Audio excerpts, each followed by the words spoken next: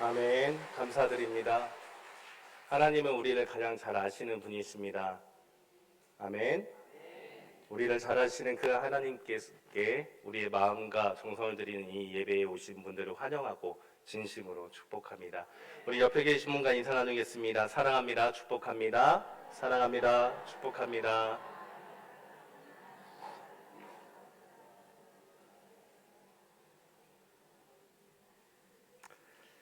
네, 오늘은 창조절 둘째 주일입니다.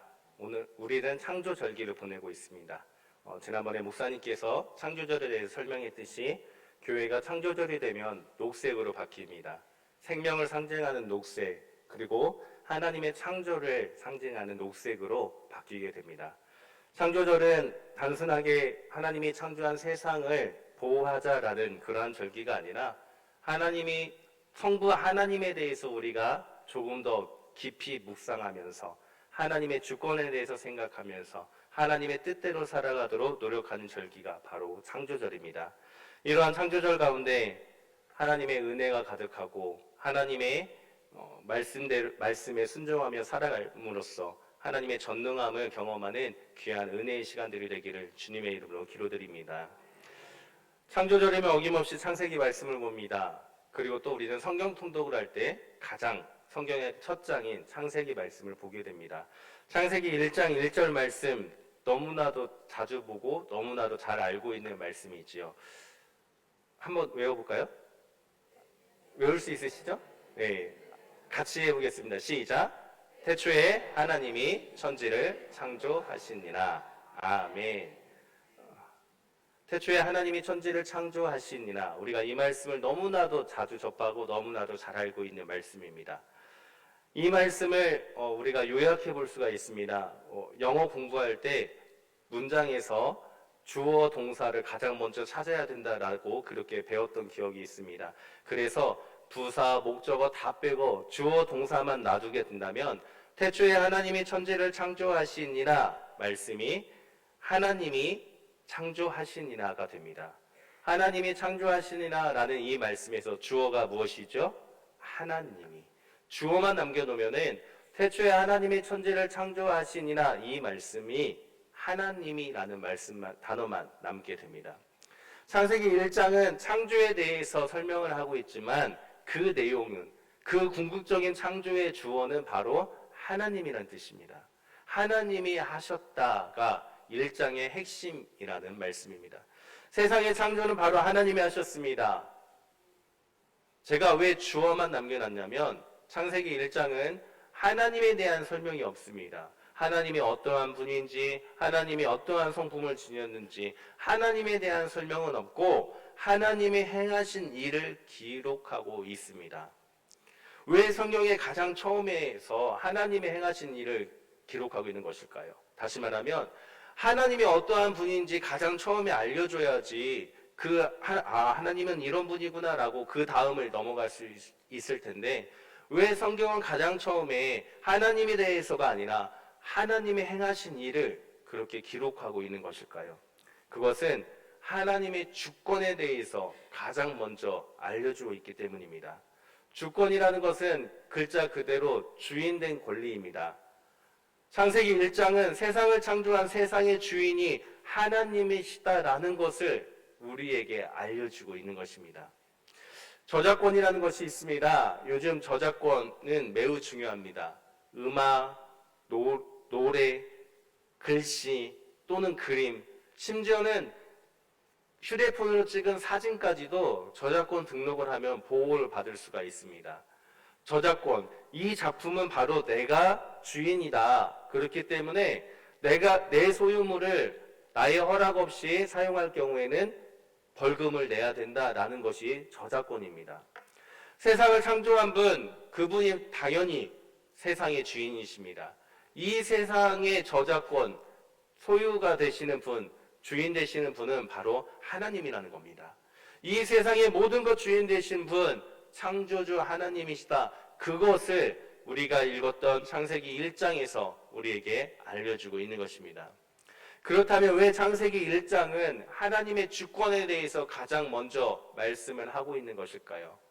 지난 주일 오후 예배 때도 설명드렸는데 창세기에는 여러 가지 저작설이 있습니다. 그 중에 대표적으로 두 가지의 설을 학계에서 인정을 하는데, 하나는 모세가 썼다라는 모세 오경설이 있습니다.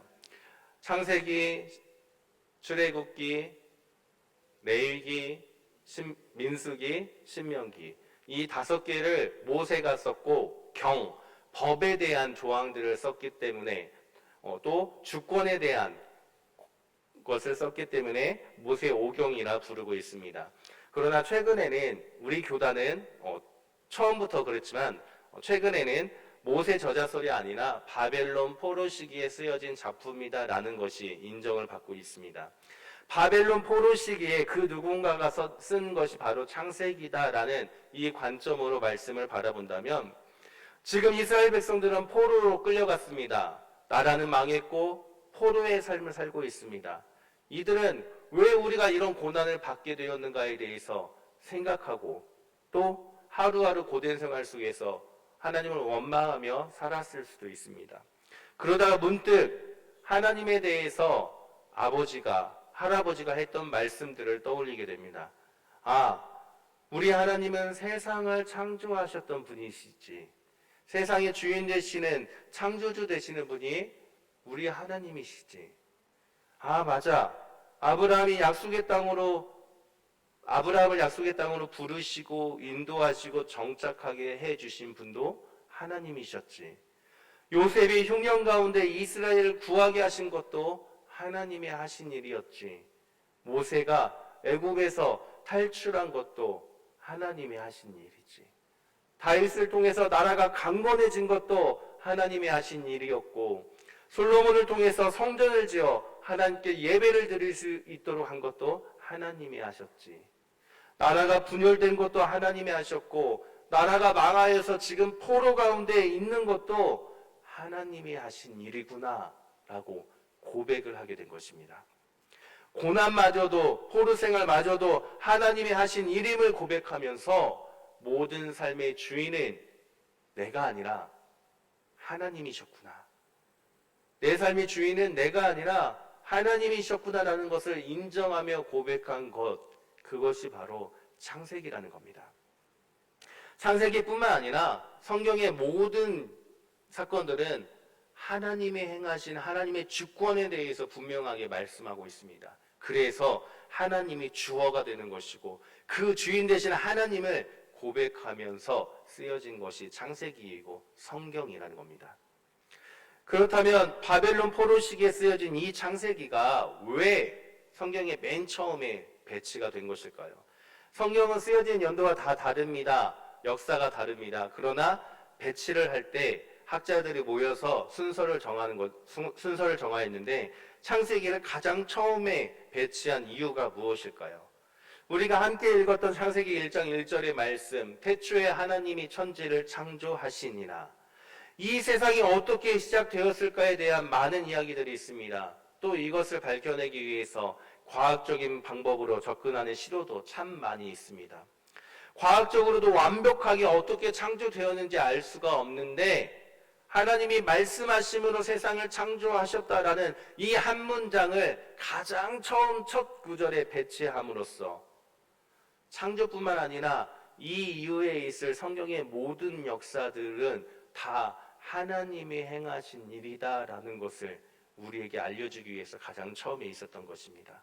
이것을 반대로 해석하면, 하나님이 말씀으로 세상을 창조하셨다라는 이 말씀을 믿지 못한다면 그 이후에 하나님 행하신 놀라운 기적들 역시 믿지 못하게 된다. 그러니 이 첫 구절부터 믿음으로써 성경을 읽어나가라라는 의미로 창세기를 가장 처음에 배치한 것이 아닐까 생각을 해봅니다. 사랑하는 성도님들, 이 세상을 하나님이 창조하셨습니다. 세상의 주인은 내가 아니라 하나님이십니다. 세상의 모든 것을 다스리는 분 역시 하나님이십니다.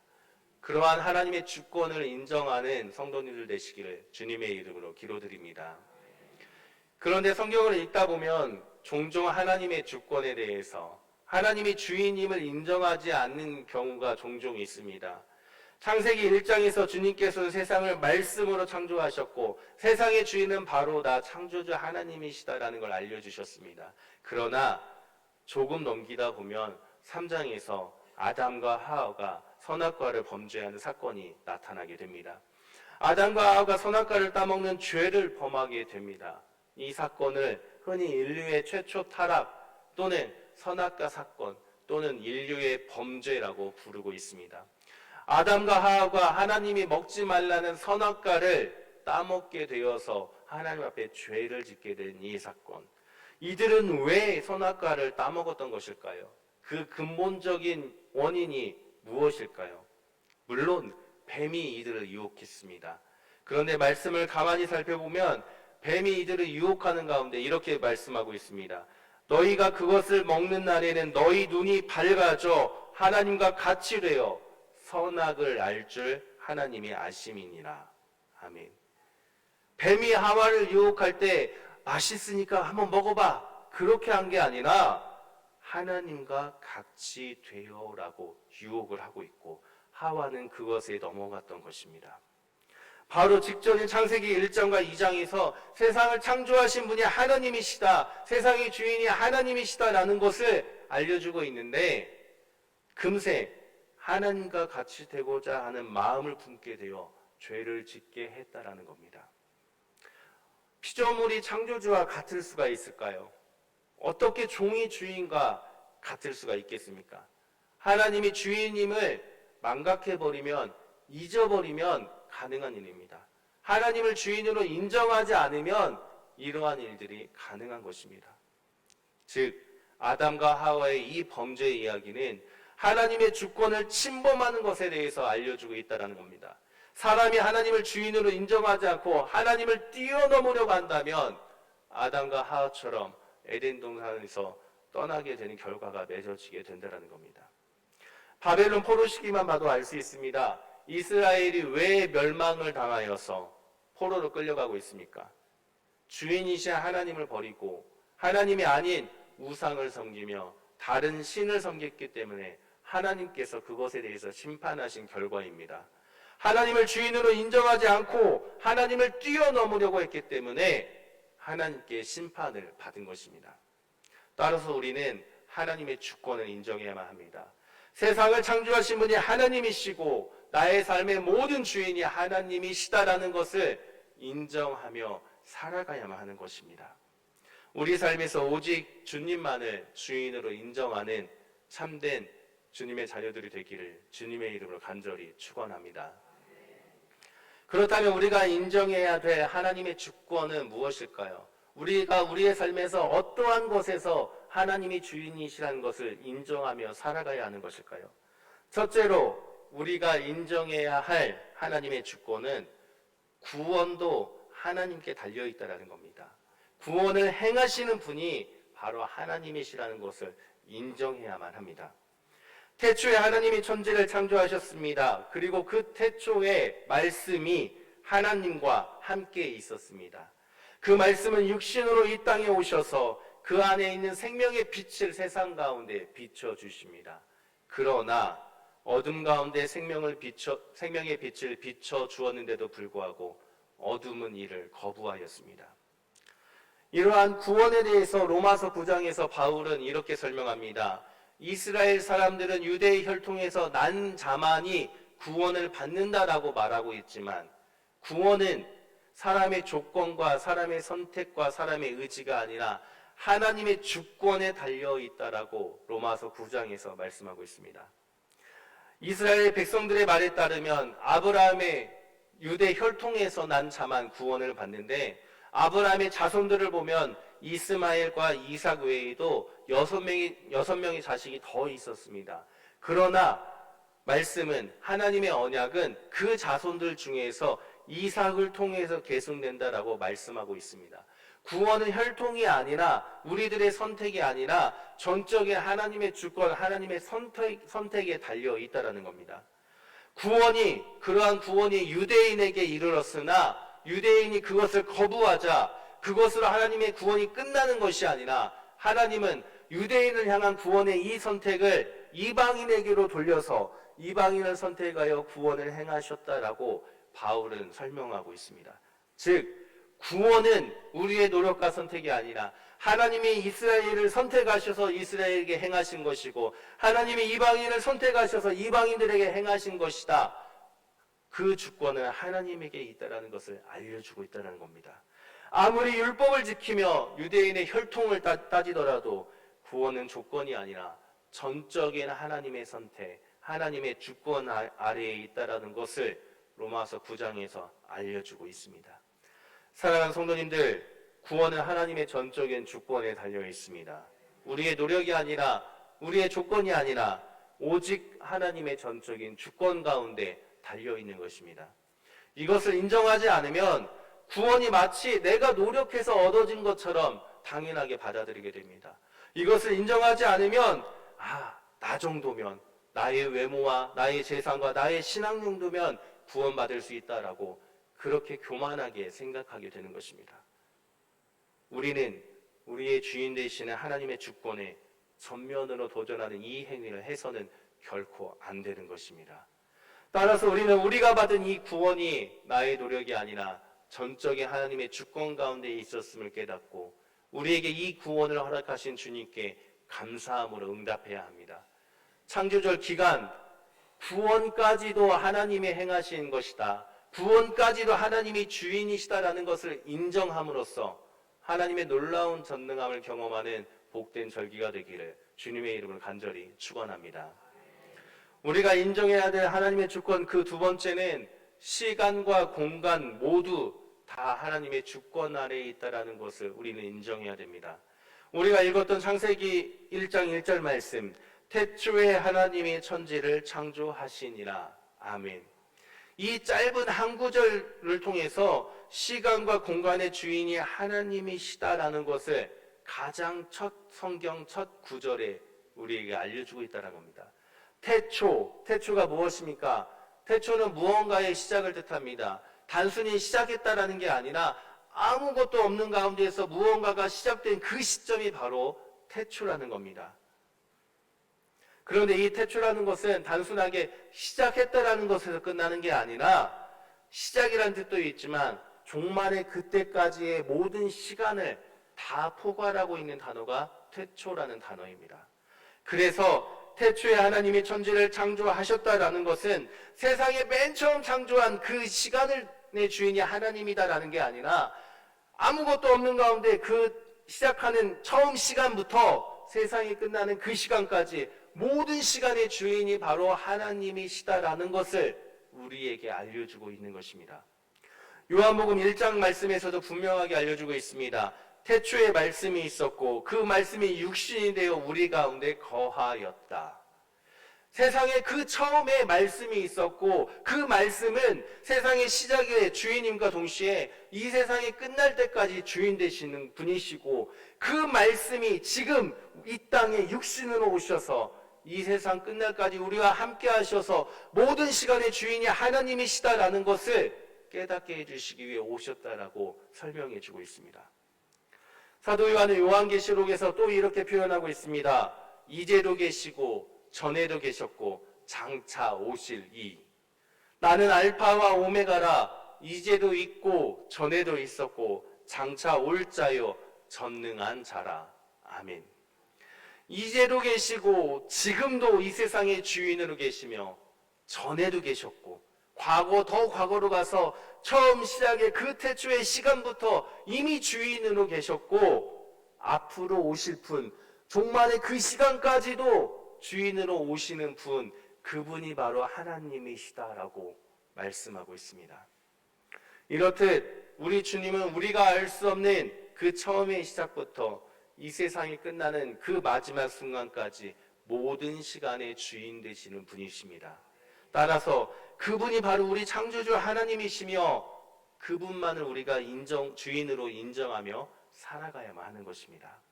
시간의 주인 되시는 하나님을 인정하고 그분을 믿는 성도님들 되시기를 부탁드립니다. 또한 우리가 주인으로 인정하는 하나님은 시간의 주인이시면서 동시에 모든 공간의 주인 되시는 분이십니다. 창세기 1장 1절의 말씀, 태초에 하나님이 천지를 창조하시니라. 아멘.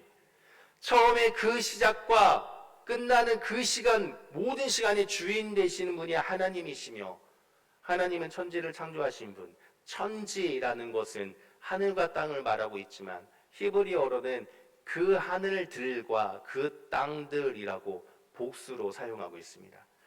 유대인들에게는 하늘의 개념이 우리가 바라보는 이 푸른 하늘 하나만 있는 것이 아니라 이 하늘 너머에 물이 모여 있는 하늘이 있고 그 물 너머에 해와 달과 별들이 있는 하늘이 있으며 그 하늘 너머에 천사들이 존재하는 하늘이 있다라고 생각을 했던 것입니다.